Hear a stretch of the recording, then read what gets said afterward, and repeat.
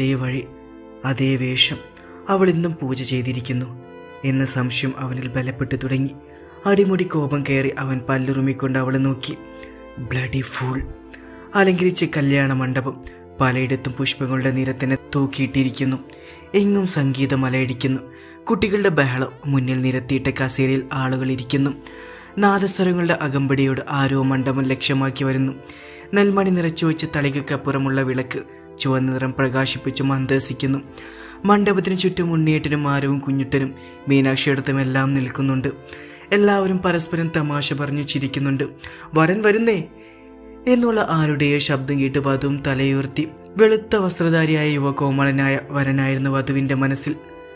പക്ഷെ കണ്ടതോ കാവി നിറത്തിലുള്ള മുണ്ടും കറുത്ത ഷർട്ടും ധരിച്ച ഒരു ഗുണ്ട. കല്യാണ മണ്ഡപമാണെന്ന് നോക്കാതെ കയ്യിൽ വെട്ടുകത്തിയുമായി വരുന്ന വരനെ കണ്ട് അവർ ഞെട്ടി. കൂട്ടത്തിൽ വധുവും.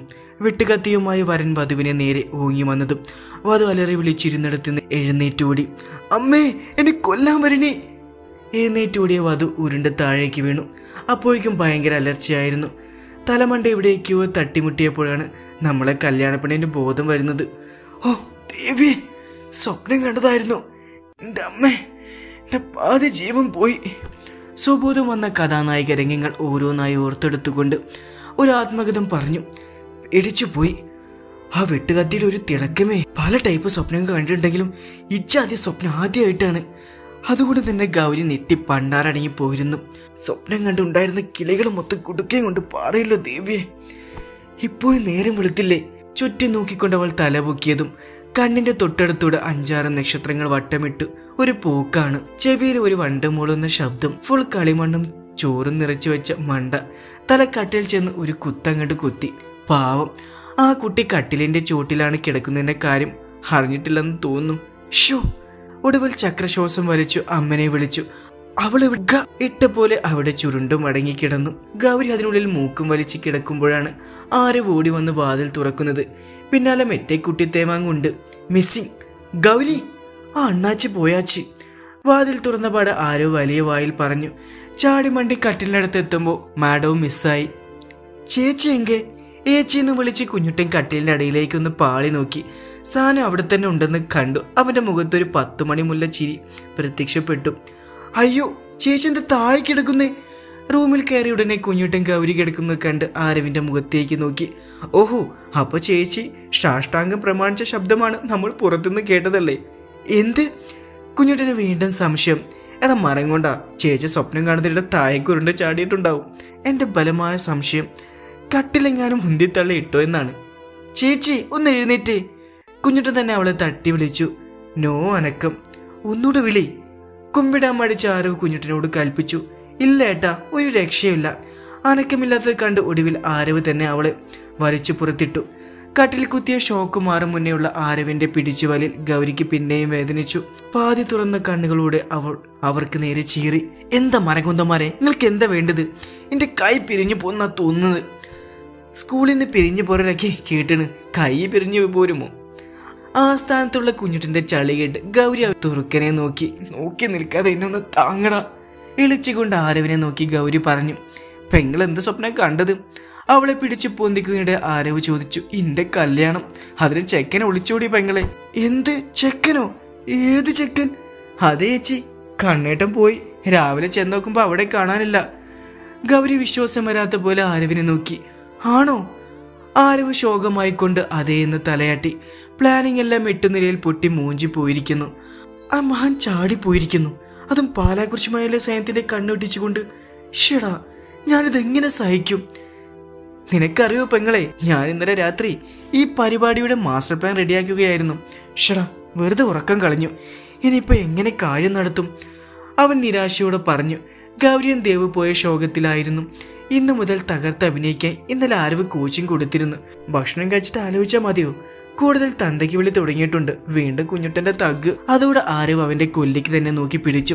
സത്യം പറഞ്ഞു, നീയും ദേവും അറിഞ്ഞിട്ടുള്ള പണിയാണോ ഇത്? നീ അവന്റെ ശിങ്കടിയാണ്. ഇല്ല ഏട്ടാ, കണ്ണേട്ടൻ പറയാതാണ് പോയത്. സത്യോ? ഇപ്രാവശ്യം കുഞ്ഞുട്ട അറിഞ്ഞിട്ടില്ലെന്ന് ഗൗരിക്ക് തോന്നി.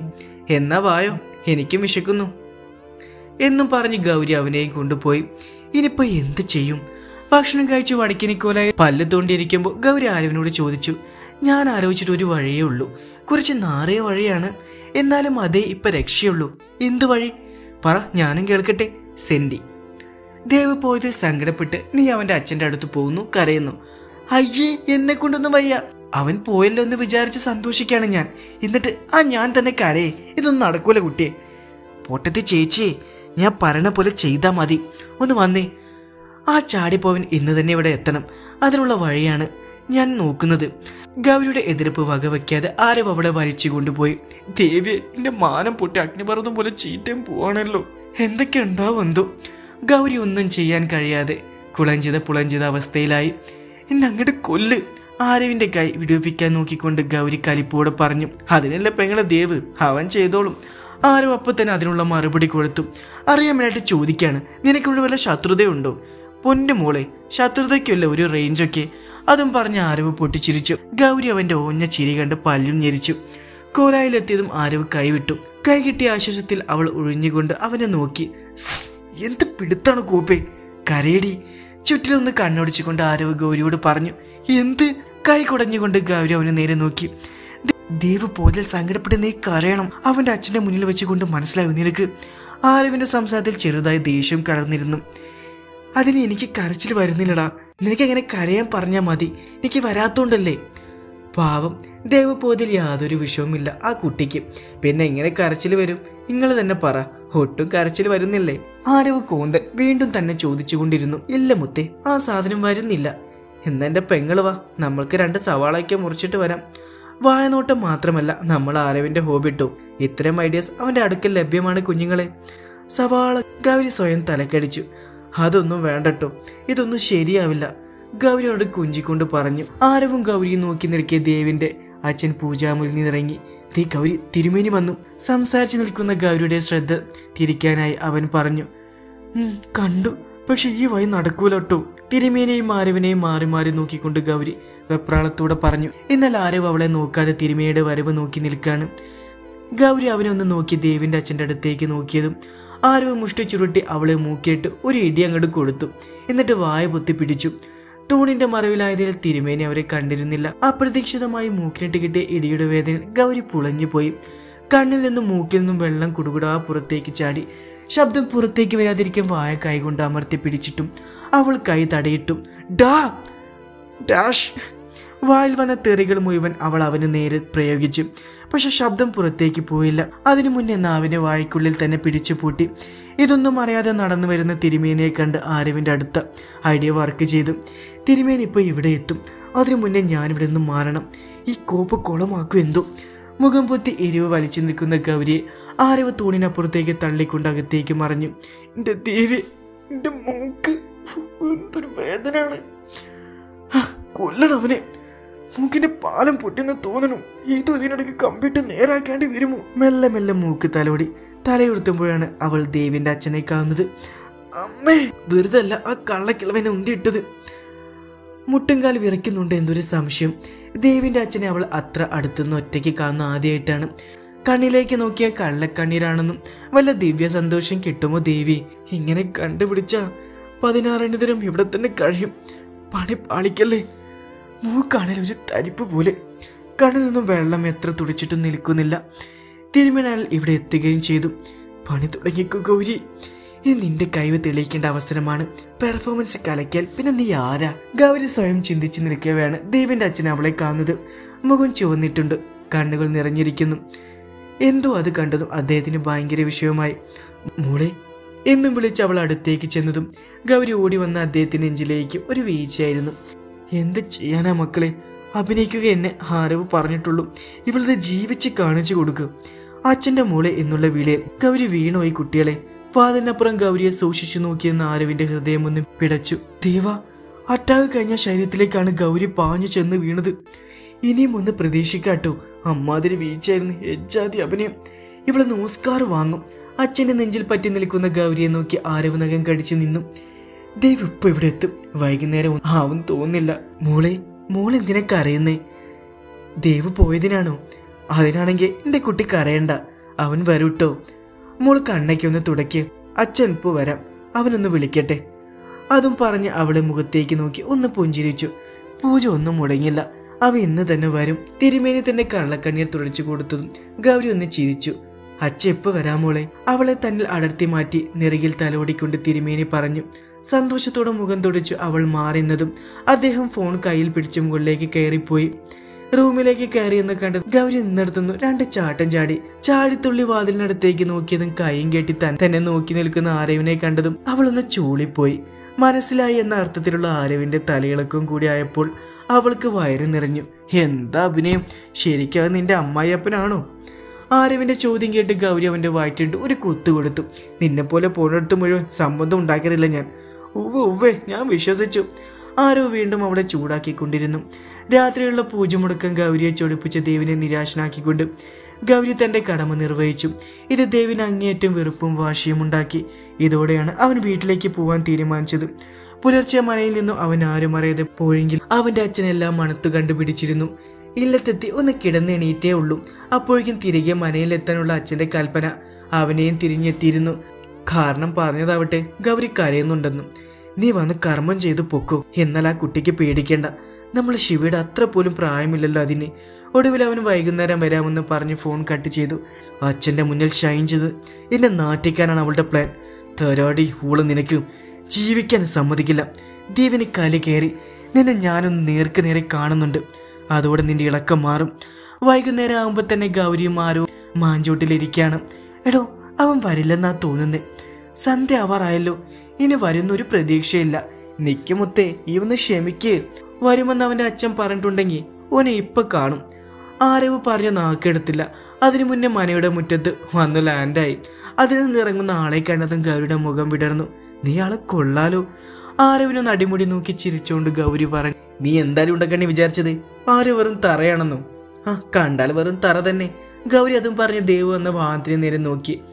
എന്ത് നാക്കല്ലേ ആ കുടുകുട വണ്ടി. ബുള്ളറ്റാണ് കോപ്പ. അത് ബുള്ളറ്റ്. അപ്പോ നമ്മളെ നായകനതെല്ലാം സ്വന്തമായുള്ള ആളായിരുന്നല്ലേ? ആര് ദേവിന്റെ ബുള്ളറ്റിനെ ഒന്ന് ചുഴിഞ്ഞു നോക്കി. എടോ അത് വല്ലവന്റെയും വാടകയ്ക്ക് കൊണ്ടുവന്നതോ? അല്ലാതെ കൂലിയും വേലയും ഇല്ലാത്ത ഇവനൊക്കെ എവിടെ നിന്ന് കിട്ടും ഇതൊക്കെ? അവർ രണ്ടുപേരും അവനകത്തേക്ക് പോകുന്ന നോക്കി സംസാരിച്ചു കൊണ്ടിരുന്നു. ബുള്ളറ്റ് സൈഡിൽ വെച്ച് ദേവ് നേരെ അച്ഛൻ്റെ അടുത്തേക്കാണ് പോയത്. സന്ധ്യാസമയം ആയതുകൊണ്ട് തന്നെ അവർ മുറിയിൽ ഉണ്ണിയുടെ അച്ഛനോട് എന്തോ സംസാരിച്ചിരിക്കുന്നുണ്ടായിരുന്നു. അച്ഛൻ്റെ അടുത്ത് ചെന്ന് മുഖം കാണിച്ചതും അച്ഛനിൽ ഒരു ആശ്വാസ പുഞ്ചിരി പിറവിയെടുക്കുന്നത് അവൻ കണ്ടു. എഴുന്നേറ്റ് വന്ന് തോളിലൊന്ന് തട്ടി. ശേഷം ആ ചിരിയോടെ തന്നെ റൂം വിട്ടു ഇറങ്ങുകയും ചെയ്തു. അച്ഛൻ പോകുന്നത് നോക്കി നിൽക്കുന്ന അവനടുത്തേക്ക് ഉണ്ണിയുടെ അച്ഛൻ നടന്നെടുത്തു. മോനെ. തനിക്കടുത്തുനിന്ന് വരുന്ന സ്നേഹത്തോടെയുള്ള വിളിക്ക് മറുപടി ഒന്നാണ്. ദേവ് തലതിരിച്ചു. അവന്റെ നോട്ടം കിട്ടിയതും ആ മിഴികൾ സജ്ജലമായി. ഭയമാണ് മോനെ ഞങ്ങൾക്ക്. പണ്ടൊരിക്കൽ പറ്റിയ കയ്യബദ്ധത്തിന്റെ ഭവിഷ്യത്ത് വർഷങ്ങളോളമായി ഈ കുടുംബവും നിന്റെ കുടുംബവും അനുഭവിച്ചു വരികയാണ്. രാഗിയും സോദിയും മരണത്തിന് വിട്ടുകൊടുക്കേണ്ടി വന്നു. അതുപോലെയാണോട് ഗൗരി. അവളെന്റെ കൃഷ്ണന്റെ മോളിലട. ഒത്തിരി നന്മ നിന്നിൽ അവശേഷിക്കുന്നുണ്ടെങ്കിൽ ഈ പൂജ കഴിയും വരെ നീട നിൽക്കണം. പറഞ്ഞു തീരുമ്പോഴേക്കും അദ്ദേഹത്തിന്റെ കണ്ണ് ഇടറി തുടങ്ങിയിരുന്നു. ചുളിഞ്ഞ മുഖത്തെ കുഴിഞ്ഞ കൺകളിൽ മിഴിനീർ തിളക്കം പ്രത്യക്ഷപ്പെട്ടു. ദേവിനൊന്നും സംസാരിക്കാനില്ലായിരുന്നു. നിറഞ്ഞു നിൽക്കുന്ന ആ കണ്ണുകളിലേക്കൊന്ന് നോക്കുക പോലും ചെയ്യാതെ അവൻ അവിടെ നിന്ന് ഇറങ്ങി. ഇടനായിലൂടെ വന്ന വഴി അവൻ തിരിഞ്ഞു നടന്നു. എന്നാ പിന്നെ പെങ്ങളെ വിട്ടോ? ആള് ചൂടോടെ വന്ന ലാൻഡായില്ലേ? കാണുന്നതിന് മുന്നേ വേഗം സ്ഥലം വിട്ടോ. ആരവ് ദേവ് അകത്തേക്ക് പോകുമ്പോൾ ഗൗരിയോട് പറഞ്ഞു. അപ്പൊ നീയോ? എനിക്ക് പഠിക്കാനുണ്ട് പെങ്ങളെ. രാത്രി പൂജയ്ക്ക് പാക്കലം. അതും പറഞ്ഞ് ആരവ് പോയി. ഇനിയിപ്പോ ഇവിടെ നിന്ന് ദേവ് കാണും. അതുകൊണ്ട് മെല്ലെ അങ്ങോട്ട് നീങ്ങാം. ഗൗരി പൂമുഖത്തേക്ക് ഒന്ന് നോക്കി അടുക്കളയെ ലക്ഷ്യം വെച്ച് നടന്നു. എന്നാലും അവൻ ഇത്ര പെട്ടെന്ന് എത്തിയതിൽ അവൾക്ക് സംശയങ്ങൾ ഒരുപാടുണ്ടായിരുന്നു. എന്ത് പറഞ്ഞും അവനോട് വീണ്ടും വരാൻ പറഞ്ഞിട്ടുണ്ടാവുക എന്ന ചോദ്യം അവളിൽ ഉയരുന്നുണ്ടായിരുന്നു. ദേവി, പണിയൊന്നും കിട്ടാതിരുന്നാൽ മതിയായിരുന്നു. അവസാനം വടി കൊടുത്ത് അടിയ വാങ്ങിയ പോലെ ആവൂ. അടുക്കൽ നിന്ന് കടക്കും മുന്നേ അവൾ ചുറ്റിലേക്ക് ഒന്ന് നോക്കി. ഉണ്ണിയേട്ടൻ നിന്ന് കണ്ടതേ ഇല്ലല്ലോ. ഏട്ടന്റെ കൂടെ ആണെങ്കിൽ ദേവ് ഒന്ന് നോക്കി പീഡിപ്പിക്കുക പോലും ചെയ്യില്ല. ഈ അമ്മയും മീനാക്ഷി എടുത്തേയും ഒക്കെ എവിടെ? കുട്ടി ദേവാങ്കിനെയും കാണുന്നില്ല. മുന്നിലേക്കും പിന്നിലേക്കും നോക്കി ഗൗരി ഇങ്ങനെ വരുവാണ്. പറഞ്ഞ പോലെ ഒരൊറ്റ എണ്ണത്തിനെ കാണുന്നില്ലല്ലോ. മൂർഖ വന്നതുകൊണ്ട് മാളത്തിൽ ഒളിച്ചോ എന്തോ. അമ്മ. ഗൗരി തൊണ്ടക്കീറും വിധം ഒന്ന് വിളിച്ചു നോക്കി. 2 പല്ല് കിടന്ന് ചിരിച്ചു. എന്നല്ലാണ്ട് ആരും അവളുടെ വിളിക്ക് മറുപടി നൽകിയില്ല. കലവറക്കടുത്തെ കുഞ്ഞുമുറിയിലേക്ക് ഒന്നെത്തി നോക്കി പോവാനൊഞ്ഞതും പെട്ടെന്ന് അവൾ ആരോ പിറകിൽ നിന്ന് എന്താണ് സംഭവിക്കുന്നതെന്ന് കത്തിത്തെളിയും മുന്നേ അവൾ കലവറയിലെ അരിച്ചാക്കിൽ ചെന്ന് പതിച്ചിരുന്നു. അമ്മേ, ആരിത്?